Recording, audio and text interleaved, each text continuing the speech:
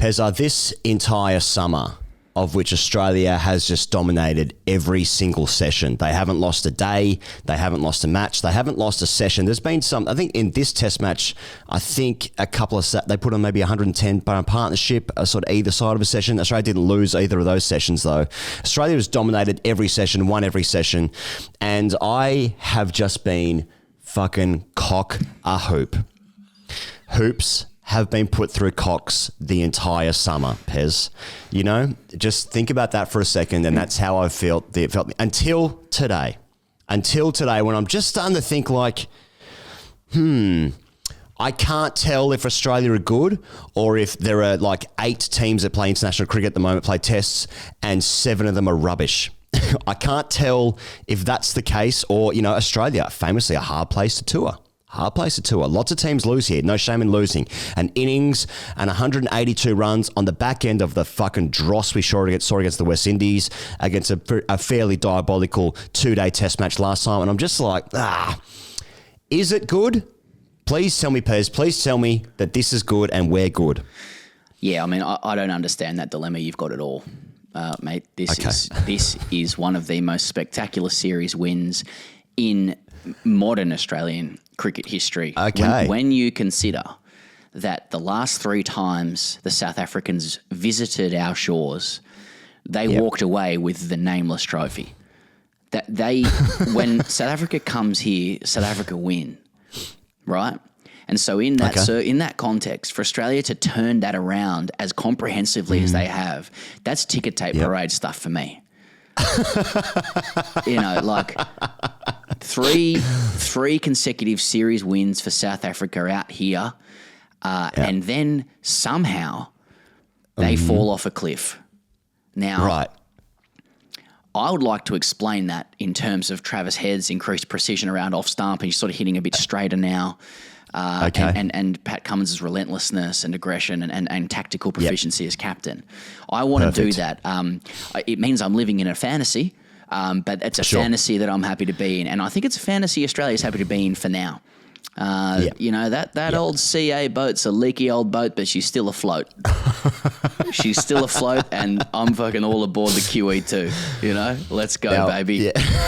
West Indies, Pakistan next year. Fucking what other milestones could we knock off? Could we get Smith up to 65? Now we're talking just 10 days of cricket where I'm drunk and got a couple of meat sweats.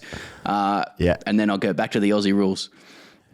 People have been wondering, you know, if this was a bad thing for 3 teams hoarding all the money from international cricket, but I think that's actually just a tactical masterclass, because now we've just completely fucked the rest of international cricket. This is job done. This is actually when governance goes right. This is what happens. Runs, wickets. Smith gets the fucking last wicket of the match. You know, he used to be a leg spinner.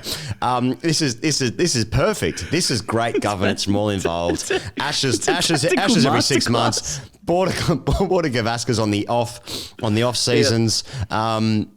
Perfect. That's what I'm talking about. IPL 9 months a year. Beauty. That's the future for me. Why address? You know, you look at Test cricket at the moment. You know, like Pakistan, New Zealand in a great arm wrestle in Karachi. New Zealand's best bowlers playing at the fucking Junction Oval for the Melbourne Stars. Why would I address that issue as an administrator? When I can just kind of get the next TV rights deal and fuck off to another job, you know what I mean? Why would I do that? But you're right, it's a tactical masterclass. This is Monday Night Football, you know. It's Neville and Carroll, and you know, Wally Edwards and the boys back in 2013. They did a job. Hell of a song that night. They did a job. 1 billion? Fuck you, beauty. Get around me. And caviar and cab sat for days. Okay. So today's match was a procession. They, South Africa finally, after 9 attempts, I think, made over the score of 200.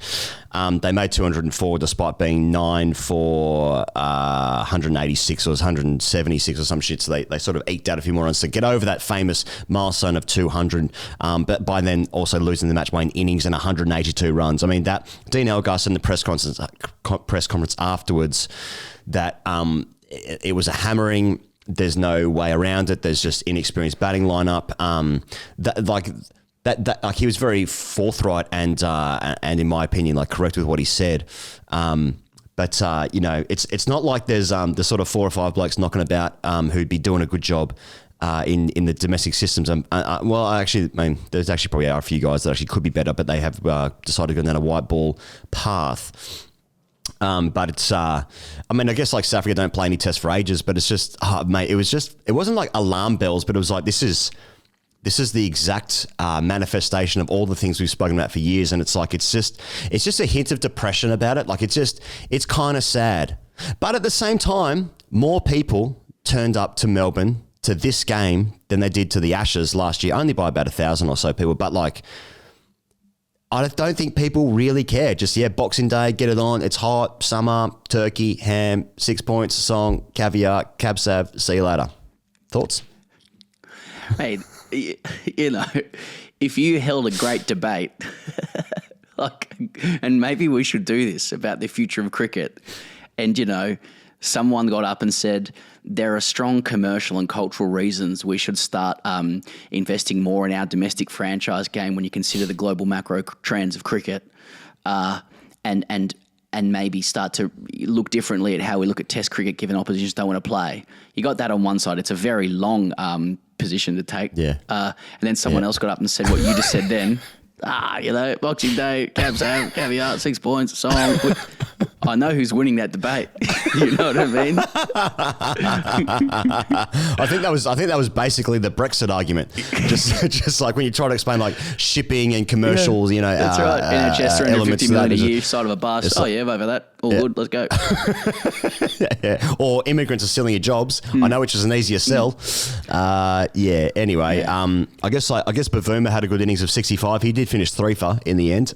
He burned a couple of blokes. Started running backwards at one point. He's quick between the wickets. Doesn't really like to use his yes no maybes, yes no waits. But I suppose he did okay. And Verena, who actually has had a fairly decent tour so far, he's already got a couple of 50s, hasn't he? Got 33 today.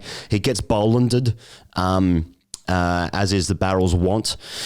But fuck, mate, outside of that, it's just grim. And, Australia are a good team. And Australia's a hard place to go. It just every time someone puts up this type of performance, this opposition puts up this type of performance, I'm just like, how the fuck did Natarajan, Washington Sundar and Shardul Thakur beat Australia at the Gabba, no less, and held up for the draws and all that and win 2-1? Like, after they've been bowled out for 36, like, that's still in my head of just like, this Australian team, it's like, I just want to believe that it's fucking amazing. But there's all these other questions. I'm like, what the fuck is this? So I'm just trying to figure it all out, because like today's play means fuck all, really. I mean, like nothing really. Lyon gets 3-5 finish. He equals Rabada for most wickets in the calendar year. Rabada's played a couple of games less. They both finished in 47 wickets, I think, for the year. That's good. Everyone's scoring hundreds. But you know what I mean? Like I feel in flux. About my emotions of the Australian team, about the summer, about cricket generally. That's how I feel. The show we did with Punter the other night, we asked him whether he thought the Aussie team was really good or Test cricket was dying and the oppositions were shit. And he's like, he just said, I'm paraphrasing, but it's really sad to see the decline of a lot of other teams. But he also reserved a lot of praise for the Australian team and said, well, like Head's batting better than ever. Marnus and Smith are 2 and 3 in the world. David Warner's just scored 200. Cameron Green's coming through. Alex, it was the day before Alex Carey's 100. He's like, so the batting's great. He's like, the bowlers are the bowlers. They're just about the best in the world. Got a really world-class spinner. So he's like, there's not a lot of holes there in that side. And I was like, yeah, but isn't it always going to be like that if no other team cares about Test cricket? Like, we're going to start looking pretty good, And so that's why I'm like, what's the problem here? Like, as you said, tactical masterclass, Wally Edwards, let's go, baby. Yeah. And I think as well, it's a nice touch when the opposition bowling coach, Charles Langeveld, starts complaining about Rabada, his attitude. He's averaged 22 for the year, taken 47 wickets in 9 games. But I think it's actually Rabada's problem. That's actually where I see it as a bit of a weak link in this South African team. So I can actually see that. I'm looking at this South African team. I'm thinking, where do we start if we want to fix the rot? I was having a look at Kagiso Rabada, and I was like, that's where it begins, guys. That's where it begins. I didn't know he said that. That sucks. I just like opposition teams just falling apart, melting. Australia winning tosses, and the weather fitting in nicely to like how we feel about the opposition, like just fucking, you know, and a lot of people complain about the batsmen, you know, sitting on chairs at tea time for some reason. We complain about that. I say that as an opportunity for advertising in the future. Myself, that's sort of how my brain works. But yeah, opposition teams just falling apart. There's like unity, run outs. That's real estate. You know, I'm an Australian. I'm talking about real estate. That's me. So I you know, actually, I've turned myself around. I've had a great time. I've had a great time in this series. I want to ask, like, you know, we talk about teams breaking out here in Australia, you know, due to the climate, etc., and the way we play, relentless, grind them down. Pat Cummins kept them out there longer than they needed to be. That was a fuck you yesterday. Yeah. Like, which country wilts the opposition better? Like India at home or Australia at home? You know, like it's a different type of different type of wilt. Like it's like you know, they do. Wilt Chamberlain. Australia likes to do you slowly, doesn't it? India sort of chaotically knocks you over. But you can you can wilt in an Indian sun when two blokes are just having the biggest stick of their life and they're batting with railway sleepers. Like, and every ball that gets through the infield goes for four and the crowd cheers every boundary. Like that's a particular, like I feel broken watching that shit on TV and I'm getting prepared for that in the next couple of weeks. But it's hard to see in Australia having too much fun when it's happening. Or by fun, I mean walking past the TV and sniffing, going, there you go. Well, Bob. Yeah, I know. I mean, Australia has added an element this summer of attacking the players with some cameras on the field. So that is a new thing which I have not seen in India just yet. Yeah, I'd like to let us know in the comments what do you think hurts the opposition more, a day out in the field, you know, in Australia or India? Yeah, I mean, I was actually watching the Alan Border documentary that Fox was doing the other day, and they were talking about like Dean Jones's 200 in Madras or Chennai, and I didn't realize like how greatly that affected him, because apparently he had like health issues later in his life that sort of centered back to, I don't think his ultimate unfortunate demise was due to that, but like he had like lifelong trauma from that. Like anytime it got hot, even he was unwell. Like he had, So it's just like, so that I haven't seen that before. You know, at a hot day in Adelaide. It's very dry heat, isn't it? Anyway, something to think about moving forward. Ian Higgins, the great cricketer. Hashtag ASKTGC, Pezza, if you'll indulge me. Ron Ha wrote in the comments last night. He said, hashtag ASKTGC, feel bad for the 2 meters, $3 million 5-wicket ball hauler, ball detector in gully being injured. Hope he, Stark and Warner will get better, but let's all be honest, we can only have one person to blame. Captain Commie Cummy for not being man enough to bat first. If Langer was coach, he'd slap him and Maccas on their left arse cheek and tell him to win the toss and have a bat. Thanks. Thoughts? Yeah, like Captain Commie Cummy. Commie Cummy. He's working through that. Yeah, obviously. He's Captain Commie Cummy has won the game again and decimated the opposition. But was it the right kind of decimation? Perfect. Did he do it? Did he do it in the way the Australians want him to do it? If you win the toss and bowl, you're going to be met with suspicion for the next 10 years. You know, in any facet of life. So I understand that question and I understand where he's coming from. You know, we're winning, but is it the right kind of winning? I mean, we're ultimately suggesting that it's not. You know, things need to be more administrative balance for us to be happy with a win. And I think that's the point. It's you know, we're never going to be happy in Australian cricket. That's paradoxically how we are happy.